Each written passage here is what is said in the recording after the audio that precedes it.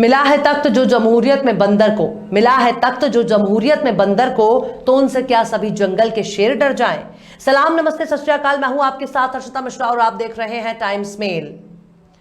पूरे देश में बिजली कटौती का सिलसिला शुरू हो चुका है। कोयले की कमी को पूरा करने के लिए माथापच्ची की जा रही है। बिजली संकट से निपटने के लिए नेहरू को भी जिम्मेदार बताने की तैयारी चल रही है और वहीं दूसरी तरफ अपनी नाकामियों का ठीकरा पिछली सरकारों पर थोपने की पुरजोर कोशिश भी होने लगी है। फिल्म सिटी के स्टूडियो में बैठी दूत और अप्सराओं ने बिजली संकट पर रिसर्च करना शुरू कर दिया है कि आखिर इस समस्या के लिए कैसे मुसलमानों को जिम्मेदार ठहराया जाए। हालांकि हमने अपने पिछले एपिसोड में ही बिजली संकट के लिए सीधे तौर पर मुसलमानों को जिम्मेदार ठहराया है, क्योंकि आज नहीं तो कल मुसलमानों को बिजली संकट के लिए जरूर जिम्मेदार ठहराया जाएगा।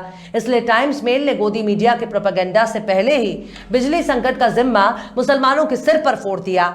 अब योगी के मंत्री जब अधिकारियों के साथ मीटिंग कर रहे थे तभी बिजली गुल हो गई।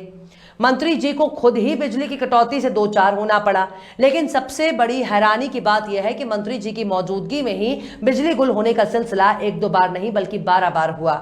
सबसे दिलचस्प बात यह है कि अभी हाल ही में खत्म हुए विधानसभा चुनाव के दौरान भाजपा ने कई यूनिट बिजली मुफ्त देने का वादा किया था। अब जब सरकार बन गई तो बिजली और कोयले का संकट पैदा हो गया।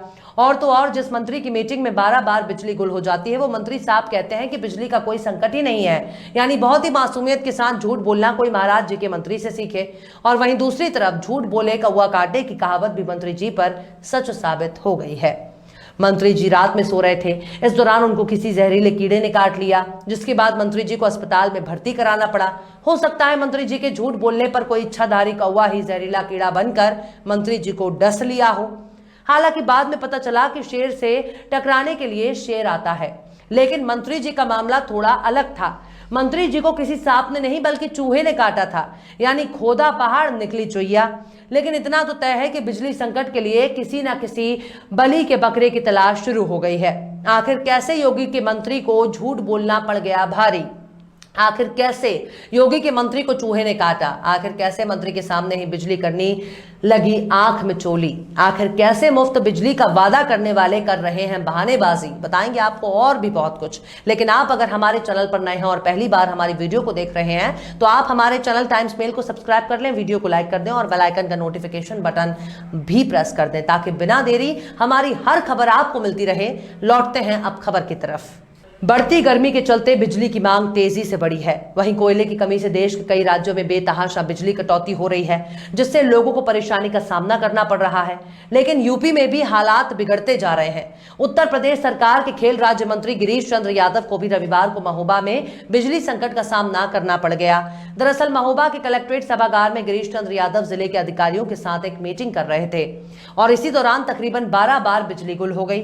हालांकि जब मंत्री जी से सूबे में बिजली संकट पर सवाल किया गया तो उन्होंने कहा कि कोई बिजली संकट नहीं है। जब मंत्री से पूछा गया कि राज्य में बिजली संकट बढ़ रहा है, यहां तक कि आपकी बैठक के दौरान भी 12 बार सप्लाई बाधित हुई है, तो मंत्री ने कहा कि समस्या का निदान किया जा रहा है। यूपी में कोई बिजली का संकट नहीं है। इस मीटिंग के दौरान खेल राज्य मंत्री यादव ने कानून, विद्युत, कृषि, स्वास्थ्य, शिक्षा और गोवंश के लिए चलाई जा रही योजनाओं की रफ्तार का जायजा ले रहे थे।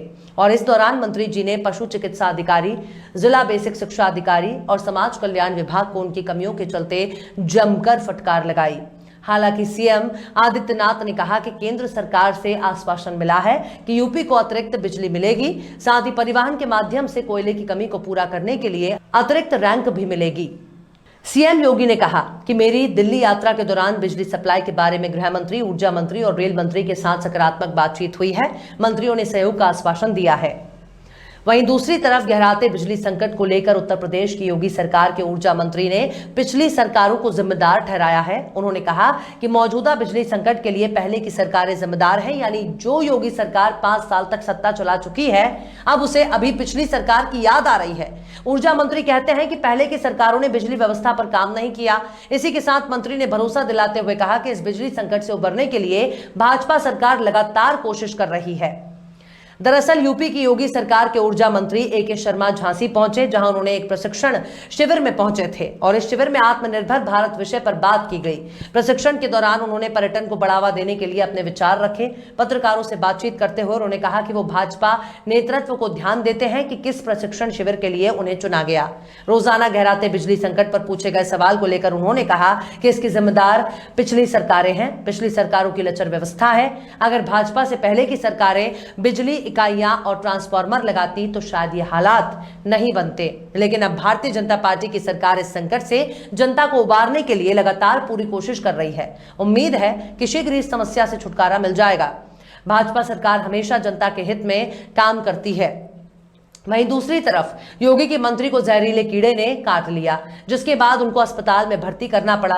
ये वही मंत्री हैं जिनकी मीटिंग में 12 बार बिजली गुल हो गई।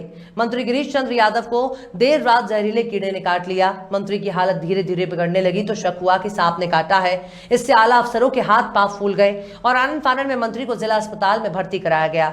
तकरीबन 2.5 घंटे तक चले इलाज के बाद इस बात की पुष्टि हुई कि सांप ने नहीं बल्कि चूहे ने काटा है। तब जाकर अधिकारियों ने राहत की सांस ली। बुंदेलखंड में जन कल्याणकारी योजनाओं की जमीनी हकीकत परखने के लिए राज्य मंत्री गिरीश चंद्र यादव शुक्रवार को बांदा जिले के दौरे पर पहुंचे। इस दौरान वो मवई बाईपास स्थित सर्किट हाउस में रुके हुए थे और इसी बीच अचानक देर रात तकरीबन 3 बजे उन्हें सोते वक्त जहरीले कीड़े ने काट लिया। चूंकि सर्किट हाउस के आसपास घना जंगल है, इसलिए सांप के डसने की आशंका के चलते मंत्री का पूरा स्टाफ कांप उठा। इस घटना से जिले के आला अफसरों तक के हाथ पांव फूल गए। जब दर्द बढ़ने लगा तो मंत्री जी को आनन फानन में जिला अस्पताल में भर्ती कराया गया।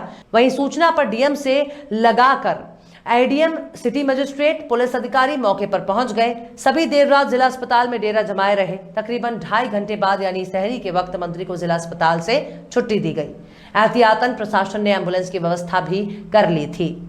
अब चाहे बिजली की कितनी ही कटौती हो, चाहे भले ही पूरा देश में अंधेरा हो जाए, चाहे भले ही इस बिजली के लिए नेहरू जिम्मेदार हो, लेकिन हम तो केवल और केवल मुसलमानों को ही जिम्मेदार मानते हैं। अगर आपको यकीन ना हो, देख लेना ईद बीतने के बाद इस समस्या, बिजली की समस्या हमेशा के लिए खत्म हो जाए। इसके साथ ही कोरोना मामले भी घटने लगेंगे।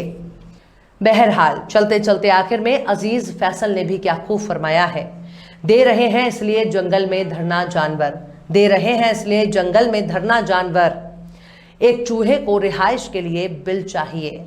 फिलहाल इस वीडियो में बस इतना ही। वीडियो आपको कैसा लगा कमेंट बॉक्स में आप जरूर बताइएगा। वीडियो पसंद आए तो लाइक करें। हमारे वीडियो लिंक को फेसबुक, ट्विटर, व्हाट्सएप पर अपने रिश्तेदार, यार, दोस्तों को भी शेयर करें और बेबाक, निष्पक्ष, स्वतंत्र पत्रकारिता को सपोर्ट करने के लिए आप हमारे यूट्यूब चैनल टाइम्स मेल को जरूर सब्सक्राइब करें और हाँ, बेल आइकन की घंटी वाली बटन भी आप जरूर दबा दें ताकि आपको हमारे आने वाले नए वीडियो की नोटिफिकेशन फौरन ही मिल जाए। फिर मिलते हैं किसी और वीडियो में एक नई खबर के साथ। हर्षिता मिश्रा को दीजिए इजाजत। जय हिंद। तो देख लिया आपने हमारे इस वीडियो को। हमें उम्मीद है कि आपने हमारे वीडियो को लाइक किया होगा और दूसरों को भी शेयर किया होगा। अगर अभी तक आपने हमारे चैनल टाइम्स मेल को सब्सक्राइब नहीं किया है तो जल्दी से सब्सक्राइब कर दें और बेल आइकन भी प्रेस कर दें।